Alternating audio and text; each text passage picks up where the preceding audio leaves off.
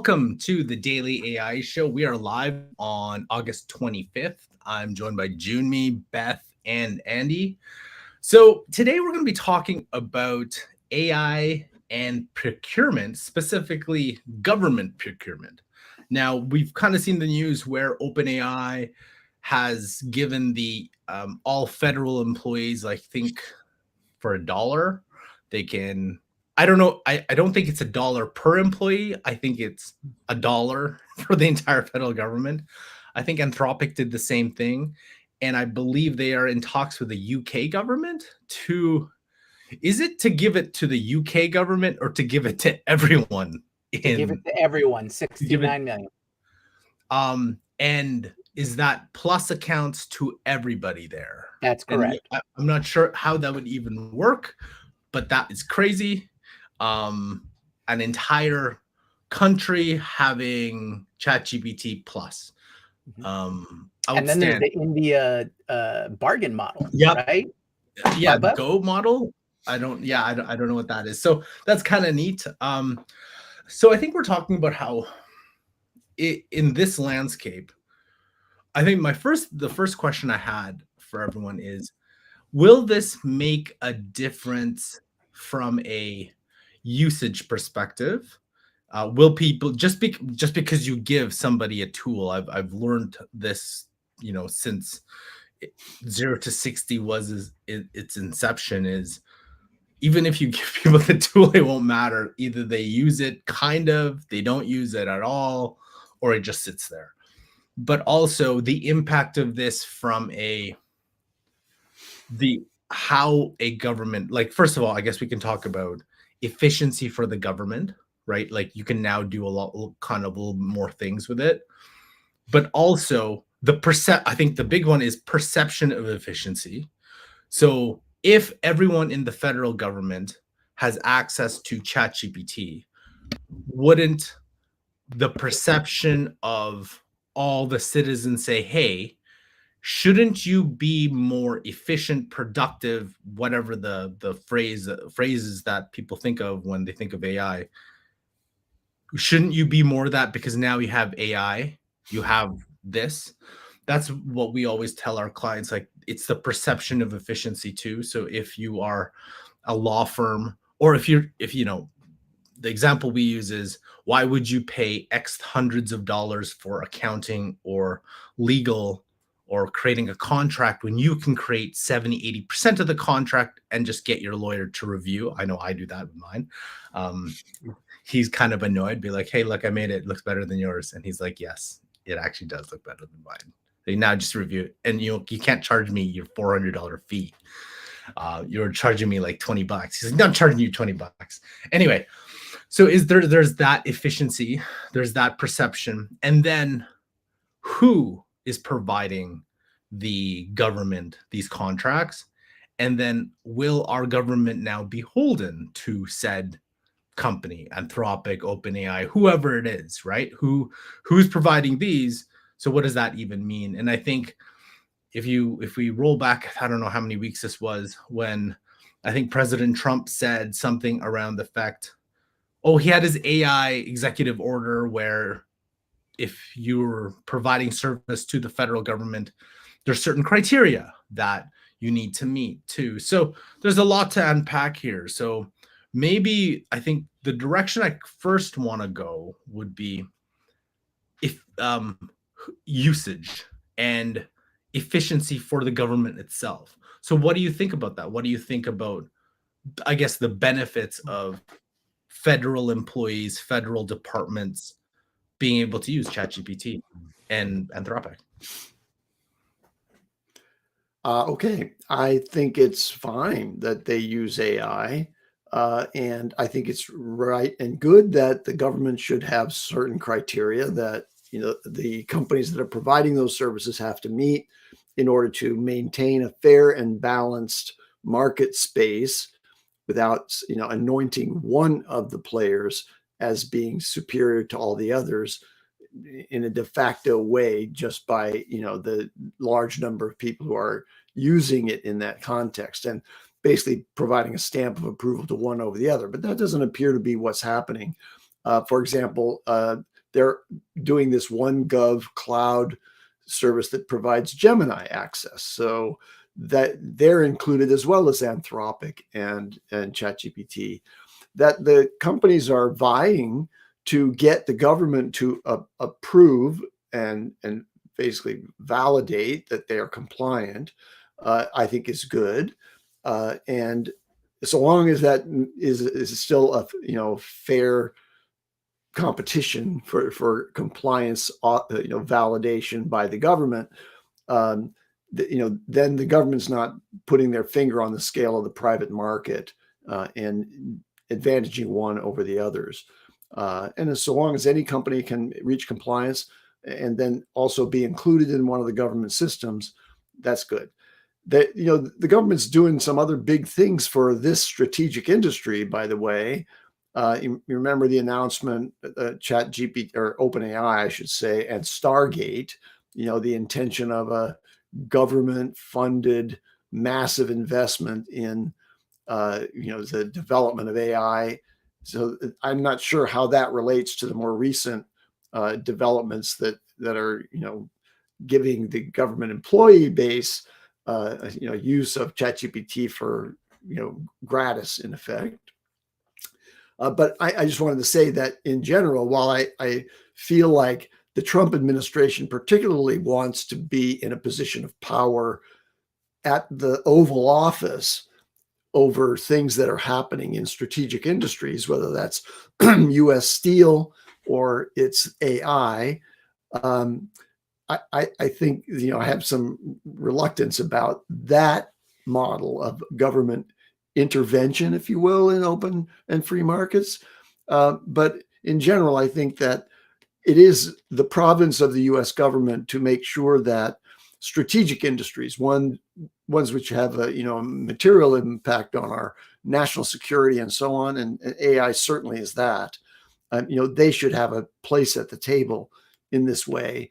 And I fall short on just the question of whether they should actually take a compensated equity stake in those companies that they approve. And so anyway, it's a complex situation that's troubling to me only, I think, because of the possibilities of grift in the U.S. administration that didn't seem to be preying on my mind in previous administrations. I think though one thing in terms of I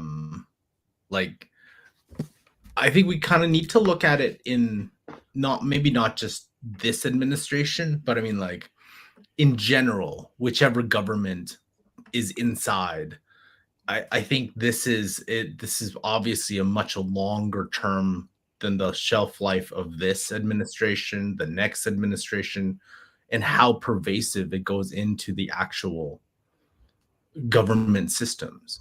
How will it become reliant?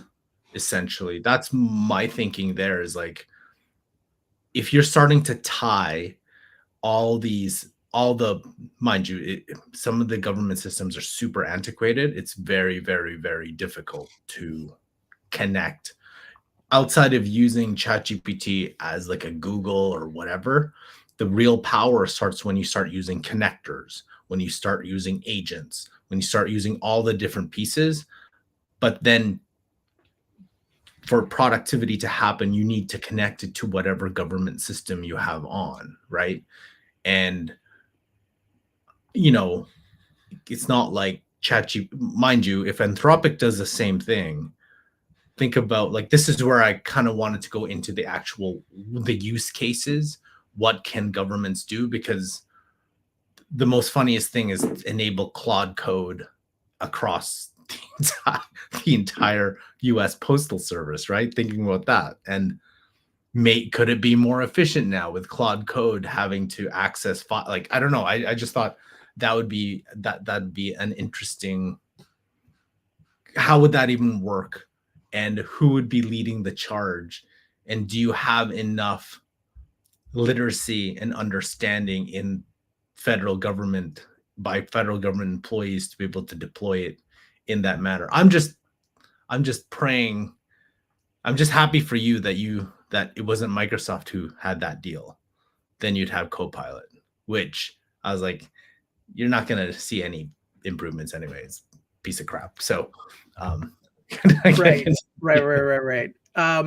I think you touched upon an interesting point. Is what is this actually going to look like, right? Who's going to be your change agents or your transformation agents and things like that? Who's going to come in and find where the efficiencies are, right? The individual departments and agencies don't know, right? And so there are a few organizations that the government already has relationships with, such as like Accenture, right? And that is probably an opportunity for there's probably an RFP that's already dropped that's worth $2 to $5 billion that says we need AI transformation within department or agency XYZ. And you need to lay it out. What's the contract going to be? And it'll be those organizations, and perhaps even the implementation arm or the enterprise arm of the foundational AI companies that has a more direct effect of how those models are going to be implemented within the system. And I think that's the section that we kind of have to pay attention to see what they're trying to accomplish. This could be a huge data sharing or data gathering position in which if you tie in these foundational models, there's going to be a special enterprise instance in which the government information, aka everybody's information, is going to be put into that system, albeit they'll say it's secure, point to point, all those kinds of stuff. But it does beg the question of how much access, right? And we've already seen what Doge has done to the various departments and agencies, and that didn't go over too well. So this might be a better systematic, I shouldn't say better, but a more efficient systematic process of doing that. So I'm kind of really interested in seeing how the specific implementation plans are going to go through. Because like you said, the connectors, connecting it to outside systems, where's that information and data going to be flying around? And it sounds like a huge headache, but that means you need a larger organization who can put the people power behind making it work, if it's planned to work. Of course, it could just be one of those projects where they just want to funnel money into, and it'll take 50 years to accomplish. I know of a highway that took 50 years to build in my home state. Just saying. Well, I think from a government perspective, as someone who's worked for a federal and a municipal government early in my career, one of the things it was, and sorry for some people, I was actually on a principle side, really, I was actually supportive of some of the work that Doge was doing, because I know inside the fact, and I can't say what for the US government, but I know for Canadian, federal, provincial, you literally saw inefficiency. You saw it. You're like, you got to be kidding. Why does it take this long to do this? Your highway. Why do we need this? Why are so many people working on this one thing, which, like, we all agree could probably be done by two people?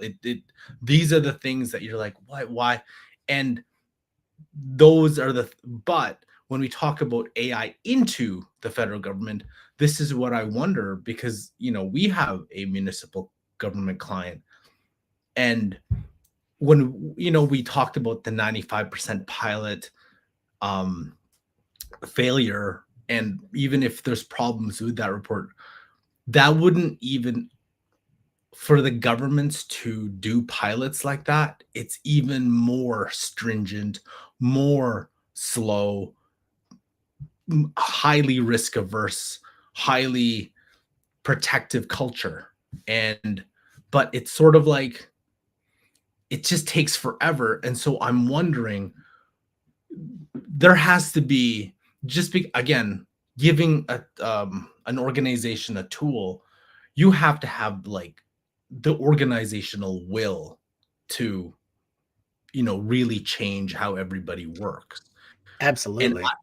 even if you have organizational will, the processes and the workflows that your organization, especially in government, where it's been layered upon layered upon layered upon layered for decades upon years, some hundreds of years, you can't just easily break those and just add AI, right? You're gonna have to fundamentally change some of these things, and that takes a really, really, really long time. So I'm curious, even if you give the tool, have they given thought of what does that change management look like? Who are the leaders? Who are going to be the pushing? Are you going to try to ram something through like a Doge, but like it's not going to work because that's not how government works? And it takes, like, somebody said to me once, or no, I was listening to a podcast and how saying one of the few presidents who got how federal government actually works, who, yeah, you campaign and you say a lot of things, but it's like you can't just, Doge is an example. You can't just ram something and force a change, because the government, the cliche is it moves like a Titanic. It's so slow. Like Right. it takes years or presidents 2 terms to get something eventually done. So it's actually at the end of your term when you'll see the outputs, not within months, not within 2 years, not even within your full term. That's how long it takes. And to understand, so I'm kind of doubting this president has the patience to be able to do that, to wait 8 years or however long, 3 years left, right? To Mhm. make those system changes so that when the term is done, then that's actually where it's going. And I haven't heard any Right. of that, right? Well, I think you might have touched upon what the larger political strategy might be, and I don't want to go too far into that side. I want to more concentrate on what the realities are, and I think you've highlighted that is government is. Especially the U.S. government, I think, is the epitome, the example in the dictionary of a monolithic organization, right? Presidents may come and go, but the institutions stay, right? And so, uh, recognizing that fact, I don't think they have that plan now. The implementation plan, analyzing what needs to be done and how many steps. No, they, like I said, you got to bring in the change agents who are then going to make your plan. And you're right. I think that plan will take probably a decade to see real results. Do I think there will be highlighted wins? Absolutely. It's like, oh, we've got AI in there now. Cool, win. We've cleaned up a percentage of inefficiencies, or we've made X, Y, or Z more efficient. Great, but how will that trickle down to the citizens? I don't think we'll see that for a while. There's right now we have so very little AI literacy amongst just regular non-government citizens. How can we expect that plan to roll out, in a monolithic organization which has layers and layers of bureaucracy for a purpose, but it does have those layers that you have to go through the paces and cut through the red tape and go through the whole process. Take form B over to line J just so that you can then have a new form, those kinds of things. And so uh, I think it will be quite a while before we see any real results from it. But I'm sure we will hear about highlight points of we've implemented this here and implemented that there. And I'm pretty sure also that I can guarantee you that you're going to have some missteps, some flubs, because someone will try and jump the stall on this one, and they won't do it right, and it'll get implemented wrong, and then they'll have to backtrack to their old system. So I think that one of the things that's missing in this conversation is the same conversation that we have about alignment when we're talking about, is this to the good of all humanity, right? We then need to talk about, who are you including in all humanity? What percentage of the people is all, right? Because it's not going to be the good to all. In this, we're talking about the government and what the government is doing. And the government does not agree on its purpose or goal. That's been true for a while. Very, very true with the current administration, because I think we are seeing the results. I think they think they're being very efficient. And very efficient may set back cancer research for a decade or 5 years, because the way research works, you can't just like take a couple months off because you lost your funding and then come back and have it pick up again. Like, I think that what is happening is potentially very efficient for what their goal is. I don't think you can have a conversation about whether it's going to make it more efficient or less efficient without understanding what the goal is and how quickly that can happen. Right. That conversation, I don't know if we want to go in as deep as I think that conversation is going to go in the scope of this show, but I agree. Well, I think recognizing what the overall intention is going to definitely guide what kind of results that we're going for. So, for example, I live outside of Washington, D.C., lots of people around me. There was a conversation between Elon and one of the people who was involved in the translation corps for the State Department. And there was a conversation about, do you know that you can have ChatGPT translate? Like, we don't need all these people. We can be much more efficient. And that's a misunderstanding of the relationship between translators in high-level communications from people who don't necessarily trust each other, but have this long-term, their translators have a long-term relationship with each other. That kind of stuff, like, is not more efficient, but it seems more efficient. Those kinds of things are yes, Jimmy, I'm also talking about all the other stuff, but this is like a pretty basic one, just not completely understanding all of the pieces that go into something that works, but looks like it could be made more efficient in a way that makes it not work as well, which is counter to efficiency. So I want to interject there just a little bit in terms of, I want to kind of look, this has always been the, I guess, where the clashes happen. And it's always been fascinated about this, because it happens in Canada as well, in terms of like, when people say, oh, you can just do this, and you're like, but no one understands the role of whoever, right? The person, the group, the team. On the other hand, too, though, it's like, but you can say that for every single role in every single department. Like, you can say, here's the justification why this team, why this thing is necessary. You can keep justifying it.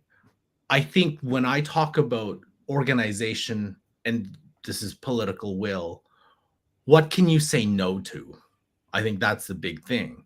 Now, we have the same thing up here where our prime minister is saying, hey, we're going to actually, if you look, like, the plan is to reduce the federal government budget, I think by percentage wise over the next 3 years, 3 years, whatever percentage. Now that they didn't say how they're going to do it, but the immediate, most media is like, oh, you're going to cut the federal government. There's no other way you do it.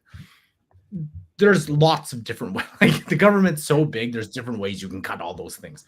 But yes, job things there will be roles that will be lost. It's just, if you're gonna decrease the budget that much, there will be roles lost.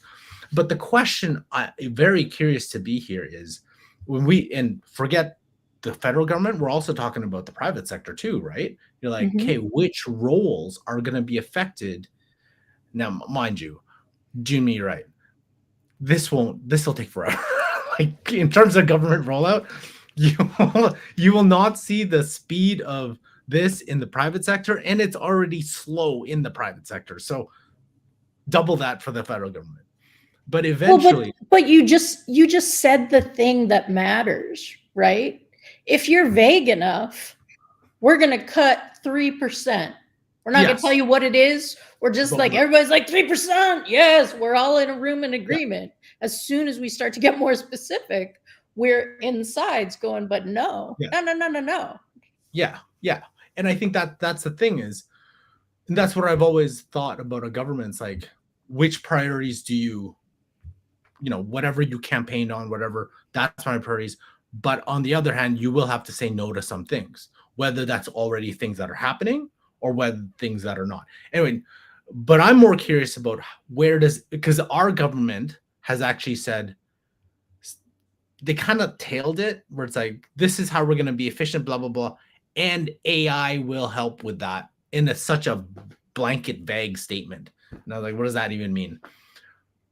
And then I'm going to go back to my experience knowing, hey, there are some things, tasks, lots of really, really repetitive Form J to Form X and your whatever that could be automated with AI. No, not even a question. Even basic custom GPTs, basic prompting will take care of those tasks.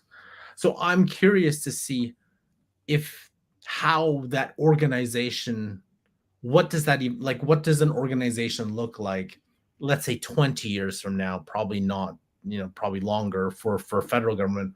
What does that start to look like? Will the roles that did a lot of those tasks, will they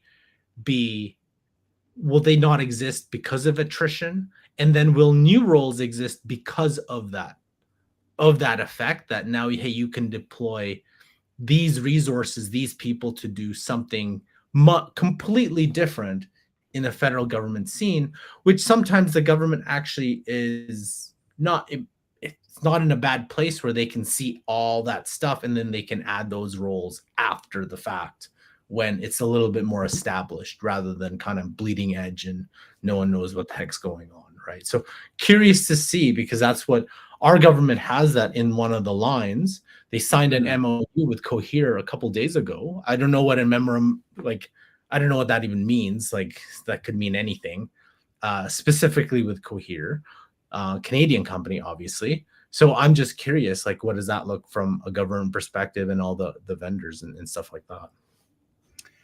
Yeah, I think when it comes to bringing on the vendors, what they're going to potentially pitch, right? I hope that it is at the mundane level. I hope it's all the low-hanging fruit, because that will be the safest implementation and the easiest one to do, right? We're all in the same space where we've seen our own personal efficiencies because we don't have to do, we can automate those forms, Form J, Form X, those kinds of things. I think that is probably the quickest, the most impactful for efficiencies, but least impactful on the overall system in terms of citizen safety in this case, whether it be data or processes or things like that. And it's the easiest win for any administration or leadership or anything like that, is to take the quick wins, take over the mundane tasks, and take that low-hanging fruit. I think where a lot of things that we saw from Doge and other big sweeping, initiatives is they broke a bunch of stuff. They fired so many people.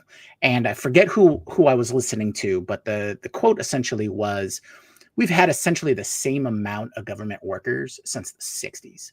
And so if you're talking about efficiencies, how much has our population grown since the 60s, right? So that's efficiency. That's very efficient, is to have the same amount of people covering the needs of 10 times more people. So I think we have to look at it from a couple of different angles there. I think what everyone sees, without being within the systems themselves, without being government workers within those agencies, is it takes me, it's so much trouble for me. I have to wait in the DMV line for so long, right? And that's like the example everybody uses. I have to jump through so many hoops to get this thing done. And that's what the perception is from the citizens, from the public, right? So that, I think, is those kinds of things, that area, that's where the wins are. Because if you start sweeping with a giant eraser or a giant pen on much bigger, larger infrastructural type of things, you're going to break a lot of things. And when you break things, I'm not talking about bending things. I'm not talking about reshaping things. If you're breaking things in a monolithic institution, it may take decades to recover, or not recover at all. And go ahead, Beth. Is that we're talking about that as though that is a problem.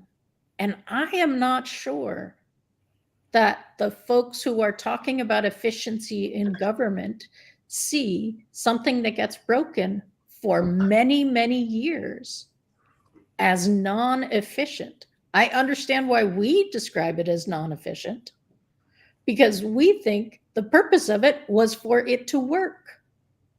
Again, we have to talk about what the goal is. Well, and for me, the piece that I don't see in this conversation is, if you really want to be efficient at this, why aren't you leading with retraining?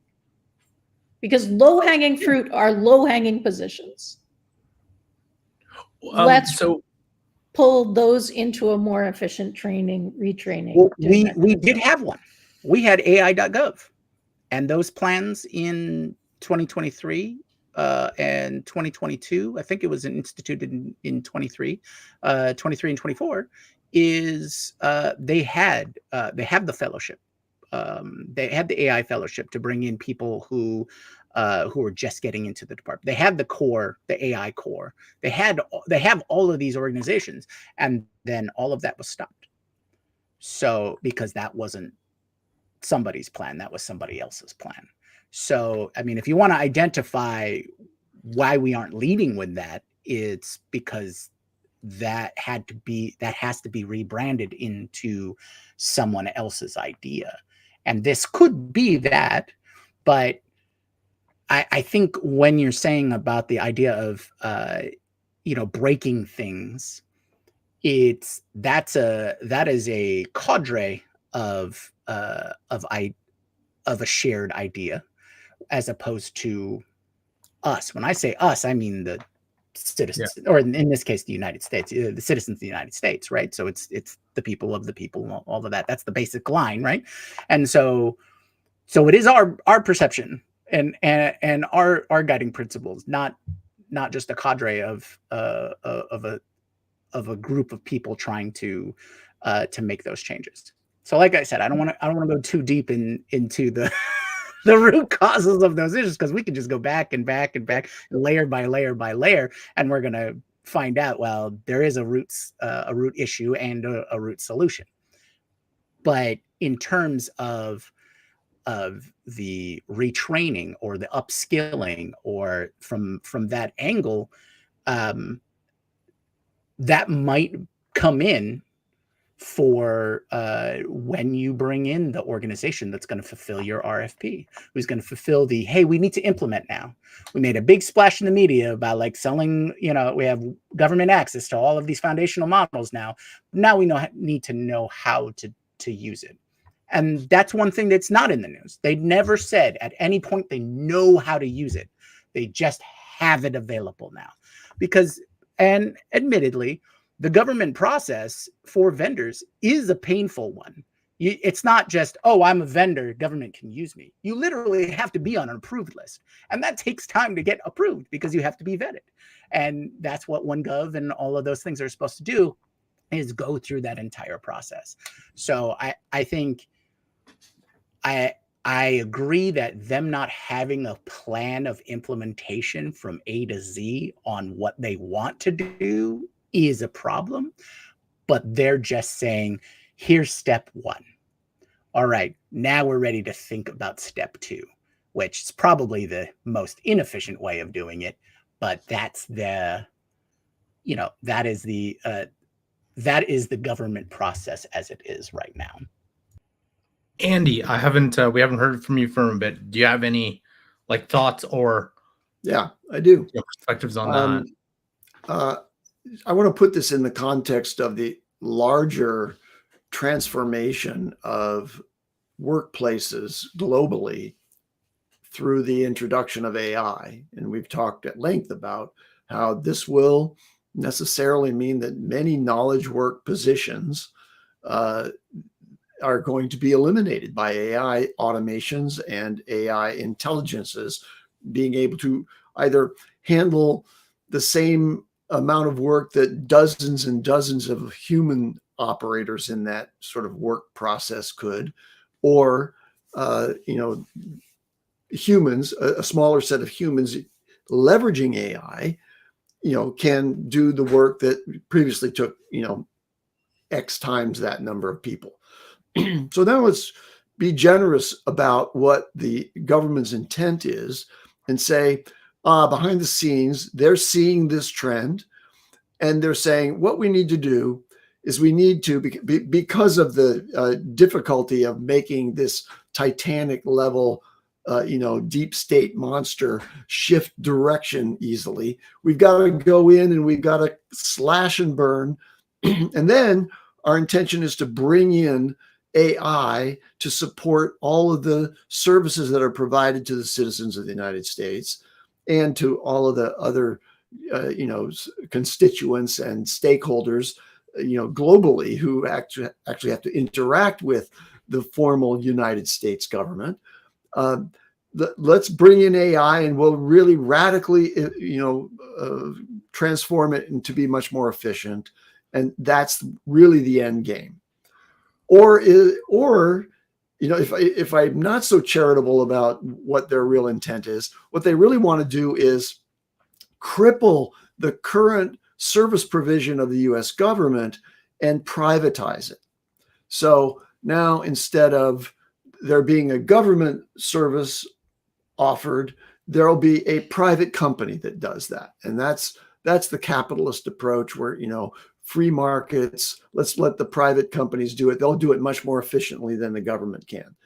And I'm not so convinced that there aren't, real efficiencies provided in certain government implementations. And one of the efficiencies that I'll point out is the nationalized healthcare that exists in other developed countries that is far more efficient and far more effective than our privatized system. So I think that the breakage that's happening right now that we're alluding to, that's the result of DOGE and other initiatives like that, just budget cutting generally, like the big, beautiful bill is just decimating the funding for things that were providing a great service to different elements of society. That's all part of a sort of Republican philosophy that all these things ought to be privatized and government should be shrunk down to the smallest but yet most powerful, levers of control over the citizenry. that's my perspective on it. But the question is, why would companies now, like OpenAI, and like Anthropic, want to get involved in the GSA process, the Government Services Administration process, and get validation or approval from the government for implementation in the government if there's no money involved in it, if they're giving it to the government for free? When startups decide what their primary target markets are going to be, one option is always, hey, there's a government procurement process over here, and we can have millions of dollars worth of demand for our product. Oh, but it's going to take me 3 years to jump through the hoops to get a GSA qualification in order to do that. So it's reputedly very, very slow. But once you get in, you're kind of entrenched in that market. But there's also cost controls, except for the Beltway bandits, for the defense spending. But there's cost controls over those markets so that you really can't do any kind of umbrella pricing and really make a ton of money up front when the value of your services as a private company are at their maximum because you've innovated somehow and you're doing that. So it doesn't make sense to me that they're getting anything in response to this, in large part because I now have very low confidence that anything that they attempt to implement is going to have active recipients who understand the business processes on the government side to actually assist in the implementation. I don't think you can just come in from the outside and make a highly efficient business process transformation inside government if there aren't people who understand those business processes and they've all just been let go or been offered early retirement. And so there's nobody there to talk to. Anyway, I'm kind of rambling here and worried because I don't see the coherent strategic implementations that you would expect if we're really going to accomplish a radical transformation of government. It's not a radical transformation of government. It's a radical elimination of government services provision through the power of the purse and through blanket, reductions in force. Which is technically a radical transformation of government, just to be clear. Fair enough, yeah. Carl. More so from the company's perspective, how many people are working for the federal government? Does anybody know the number offhand? I don't think you can know since it's changed so dramatically. I'm sure there's an estimate of how many, because I mean, before the radical changes, it was, I believe it was 6 million in total.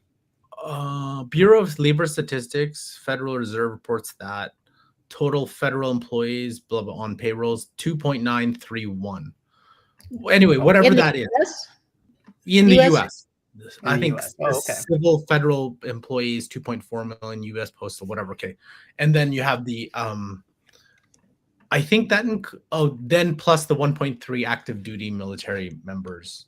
And then anyway, so there are, I think the US Postal is outside of that. That's 2.5 plus US Postal plus whatever. So I think it's 2.93, whatever that number is.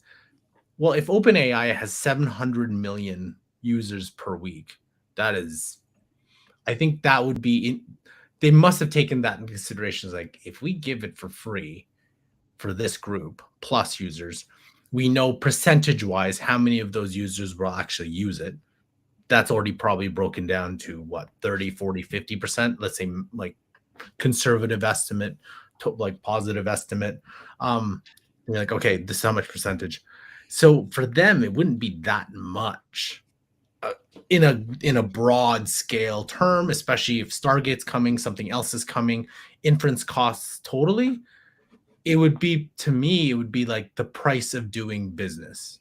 That would be a price to like that. And knowing too, the second part is knowing this president, if you can get in fast, because this president will allow you to bypass whatever rules, as long as you fit their agenda.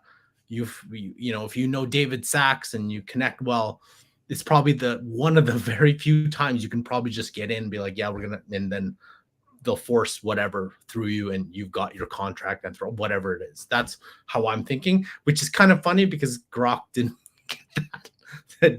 Didn't get that capability, but OpenAI and Anthropic and maybe another one will. Sorry, Beth, you're saying something. No, I'm just nodding. I think that was early on. You could see that Sam was making a play to counter what was perceived as Elon's influence when Doge was first starting. Yeah. And that might just have been a cynical, perhaps accurate read of personalities, and that may not have been a long-term partnership. So let's wait in the wings. But you're making the bet. Like, this is in itself a cynical bet, because if you taught everyone who uses ChatGPT how to use it well, and you taught the government, who now has access to it, the 2 point whatever million employees, you can't support that. Hell, they can't support it when they announce something, right? We all know it's going to break 4 hours after an announcement, and then everything will work again. So they're making a play to give access, but the assumption in that is that the usage statistics won't change very much. No, and it's like the usage statistics of the general population of their users will probably fit the same percentage in the federal government, maybe a little lower too, right? But we've already seen it, right? So in any private sector, you get ChatGPT for enterprise or teams. I know you get like 1 hour of kind of training with, if you get ChatGPT enterprise, you actually get like, I think 2 1-hour sessions. That was the last time I remember. Maybe they put more, but they have 2 1-hour sessions to train whoever to kind of use it, but it's super high level on usage. I think the training that you kind of need is, how do you use it for your business purpose? And there's too many inside a company to do in a 1-hour session. It's like, it literally is nearly impossible to do that, and not everyone can attend, and all that fun stuff. Something that came to my mind was the working theory that I have is that you can't get meaningful change in any organization unless you actually rebuild your processes and workflows to be AI centric, not just add AI into said flow. You can't have 10 years of Form J to Form H and then suddenly be like, hey, we're going to add AI to do the Form J. It doesn't work like that, because there's too many dependencies on that. So are federal departments and teams and people willing to break their own workflows to re-add or rethink AI to be that? And that is where I'm pessimistic of private sector companies, let alone governments, who are like, hey, I want you to break how you've been doing it for 25 years, because you'll get even more productivity from AI. But it's just, there's too many. This is where it's like the layers of complexity, and this is why I'm like, this could be 3-4 administrations in before we get like true, because it just takes that long in government, where there's too many things. It's an institution, and there is no fear of a competitor or an AI native company coming, because there is no AI native government that's going to take over. Maybe not, but like for years, right? So like there's like no fear, no sense of urgency. It's like, hey, we're going to keep doing it the way we're going to do it. There's no. And so there's a reason that the Titanic was not able to turn faster, and that had to do with the fact that it would impact the structural integrity of the Titanic. Like, it was a good idea, would have broke anyway. right? So yeah. And to a certain extent, government is similar in that if you just like, I mean, this incoming administration has literally done that. Like, okay, everything that was put into place before, I'm just going to take off the table. And now we're just going to do these things. If you have that back and forth every 4 years, you get less done than you get done now. You get fake government shutdowns. Oh, we're about to Yeah. shut down. No, we just funded it. Right? That's what you Man, get. man. Well, I And think that's part of why the civilian infrastructure existed, because that was actually your efficiency. They're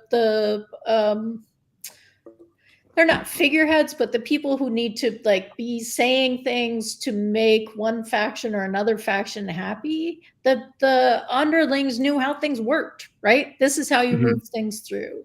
And that's a level of honesty I'm not sure we're at. And I really don't see that. Like, I don't see this administration interested in like transparent honesty so that we can have a real accounting and real efficiency.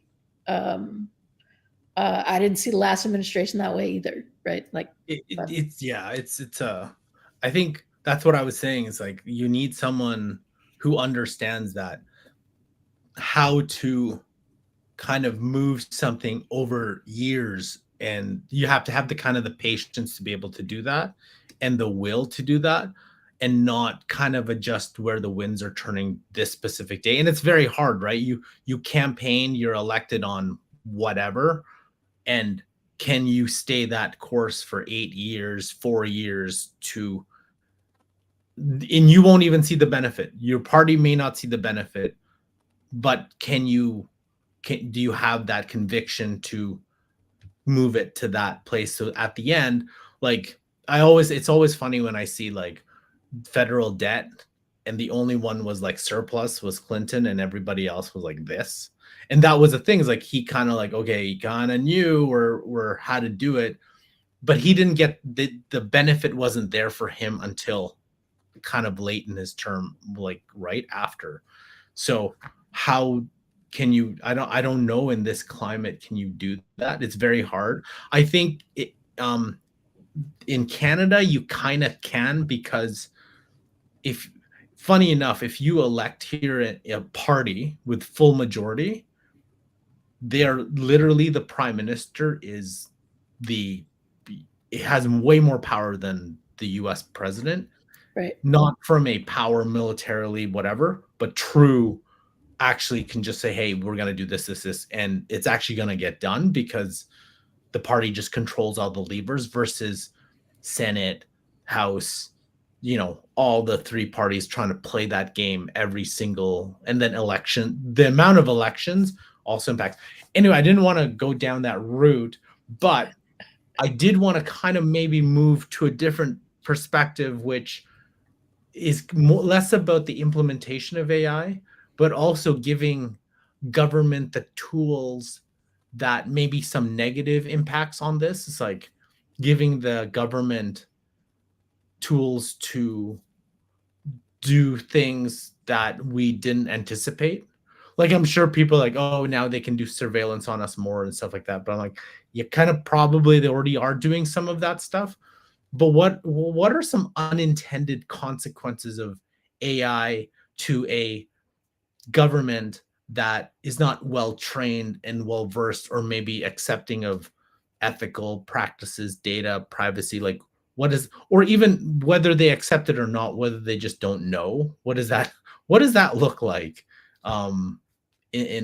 with everybody having access? And like that, there's going to be a lot of different issues with it, just if everyone has it all at once without getting training and all that kind of stuff. It looks like facial recognition software attached to a database, I think. And it looks like that software not being understood or recognized, kind of like a fingerprint stuff was like, oh, there's a fingerprint, man. That's everything. If there's a fingerprint, we can only there's no doubt if there's a fingerprint, right? Fingerprints are messy and all kinds of stuff. Or like I had eyewitness kind of things, so I recognize somebody. Like I feel like facial recognition technology, when you talk about it, everybody feels like, oh, that's pretty understandable. We know exactly what that is. We don't know what the likelihood is. We don't know what particular face shapes get less accurate. Again, like all the wave your hand in front of it had to do with how light bounces off skin. And if you've ever been in the bathroom, in a public bathroom with someone with darker skin, like that water may not come on for them because that is not how that works. It does not bounce off the same kind of way. Those kinds of things, I think, are the kinds of things that happen in this. It's a ubiquitous technology. Everybody thinks they understand it. And then it turns out, wow, it doesn't function the way we thought it would or did. And there's a lot more cameras around too, right? There's a lot more, like with the advent of cameras, I think like coming from like a little bit of a criminology background, I feel like the environmental design of crime would be like, hey, if there's actual cameras there, it deters crime. Like people see it and be like, they don't want to be seen doing whatever they're doing. But at the same time too, it gives the ability of, the ability of law enforcement to be able to see things and at a scale that for many people would feel uncomfortable, that their actions are being recorded or they're seen on a regular basis. But I think like I don't know how accepting society is already of that. Like, I think like I don't know, like I haven't seen too much, in the news in terms of backlash or social media that like it's kind of seemed as accepting as like, hey, you're going to have cameras at different places. And I think law enforcement, government have access to those things. What AI makes different about this is the ability to process that information incredibly quickly. Yeah. Right. It's like when you're watching a movie and it's like, keep the guy on the phone. We're tracing the number that they're calling from.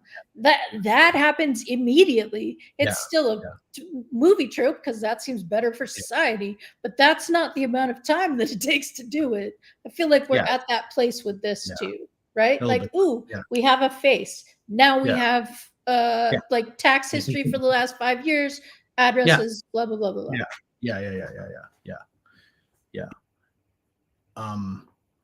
So another thing too. I think one more piece that I think I want to talk about here is, where do we think this is really messy? It's messy for private sector. It's messy for everyone using it because everything's moving. Where do you think, from a government procurement and government usage perspective, where are we going with this? Is it just super unknown? Does it, like, will we, because here in Canada we actually have a minister of AI and innovation. I hope I'm not bungling that. We do have I think the equivalent would be a cabinet secretary level person in charge of AI. I'm not sure in the United States there's a cabinet level person, but I think David Sachs is the head of AI and crypto and blockchain, I think, and maybe something else. I don't know. But I guess what I'm saying is, I think there needs to be not just political will, but organizational force that needs to, for this thing to even get going. Just because everyone has those tools doesn't mean, people will use it and really benefit not just the government, but really the people who they serve, right? Because that's the whole point of doing this. Yes, I'm gonna let having solved. Andy. I'm gonna let Andy or Jumi say something about this. Andy, you're muted. Jumi. Okay, so Carl, reframe that question once more. It's more about like, where do you think it's headed in terms of government? Like, where do you think AI in government is headed? And you take it whatever angle you think you want to go Okay. with it. I think it's inevitable that AI will be integrated into government procedures and departments and agencies. That's going to happen. I think there is a certain level of awareness and control and rollout that needs to be maintained. Otherwise, you are going to run into problems like Beth had identified with like facial recognition and, oh, we have access to it now. Let's put it in everything. You know, the question has to be asked is, where is the mindset? Because a lot of times you get mired into your own day-to-day that you don't think about the larger picture, right? The functions of every government department, facility, agency is to serve a purpose for the benefit of its citizens. If you don't have that mindset and your mindset is, oh, I just need to get this work done. The papers on my desk are piling up. I've got too much in my inbox, not enough in my out. I'm up for review. If you're mired in those kinds of details, it's really easy to get distracted from, is my overall job, is my overall position, or me in the gear of the great mechanism serving the basic mission of, is the department or the agency serving the citizenry? It's easy to just get lost in your own day-to-day. And so it's easy to go, oh, this tool is going to help me be more efficient and do my job easier if I just roll this out. That sounds like a great idea. Just do it. I have less work to do. But you lose the mindset of, oh, well, that rollout is going to make every citizen's life worse, right? Mm. And so it's that perspective and perception kind of thing. And I think that's why you need the leadership with the mindset of the mission to maintain. So while it might be a slower rollout, you're going to, if we have those steps in there and those people in there, then we can see benefit. And when I'm talking about benefit, it's always for the people, because the government is of the people, you know, the basic premise of the entire country. And so that's how I hope to see AI involved in government. Now, do I think there's going to be a lot of stumbles, a lot of missteps? Are we going to see, hey, this program was started in Department X and it totally just ruined the lives of everybody in this region? Oh, yeah, I think we're still going to see that. I still think there's going to be some sort of negative event surrounding AI sometime this year. You know, these things are inevitable to happen when you have that many people with that many moving parts. So ideally, while we complain that, you know, certain things are going to move slowly in government before we realize, I think there's a happy middle to where, as long as we keep an eye on each step and make sure that it aligns with the overall mission, then I think we will see a benefit come out of it. Otherwise, I think it'll just be utter chaos, and it'll be chaos that's just going to manifest. It's like a garbage fire or a tire fire. Those things burn for years and years and never seem to go out and send up toxic fumes into the atmosphere and poison the air. But this is the potential that we're going to have if we just throw the spaghetti at the wall in this case. So take the time to plan and keep your eye on the ball, so to speak. Well, there are governments that are using AI for efficiency, right? They're just not the US or Canada. Mhm. But like, Yes, like China.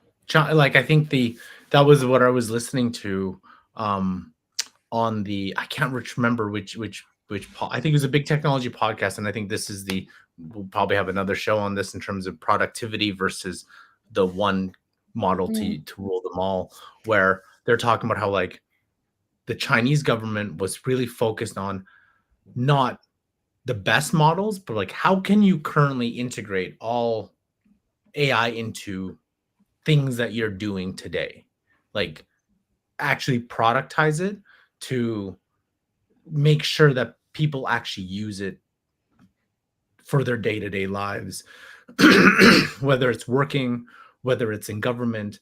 And they can do that because of how their political structure is set up. They can, it's much more easier to do that.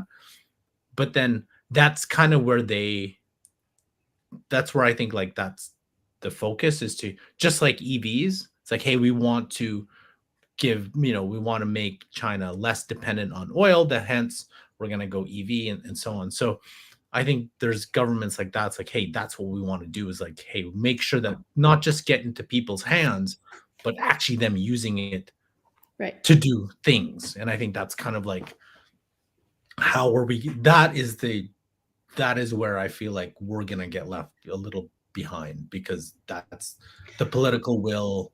I know in Canada and the United States, maybe not sure where that is in terms of not just the models, but like actual use. Well, that goes back to our show about East versus West adoption of AI, right? And collectivism versus individualism, and those concepts. You're really speaking towards they have a populace that is more trusting of institutions. They have a populace who sees this as an extension of their own capabilities, and they're far more accepting of it. Whereas here, like in North America, I guess we'll call it, or at least in the United States, we don't have that trust because of decades of mistrust and being treated poorly and continuing to be treated poorly. So, and that our goals or our needs aren't being met. So yeah, when the billionaires say, hey, this is a good idea for you, you should do it, we're like, come on, guy. what are you really trying to sell me? Right. And that's the basic attitude there. It absolutely is. And Carl had to run. Are there final words? I feel like we've had final words. Awesome. This Jude says this was a very cerebral show. It was, and it's an incredibly important show, because as we move forward, these questions become more and more about our daily lives, what is happening to people in general. Thank you so much. We have great shows for you all week. Tomorrow, we are talking about AI in education, the race to AI literacy, I believe. Wednesday, we got news. Andy, what are we doing on Thursday? You That's right. Yeah, on Thursday, we are going to dig into the flurry of additional advances that Google has brought forward in their AI suite of tools and research, and just catch you up on the things that don't reach the headlines, but are quietly making Google a major, major player in the world of AI. And Friday, we'll tell you what Friday is about when we know what Friday is about. So have a great rest of your day, and hope to see you tomorrow. Thanks, everybody. Aloha.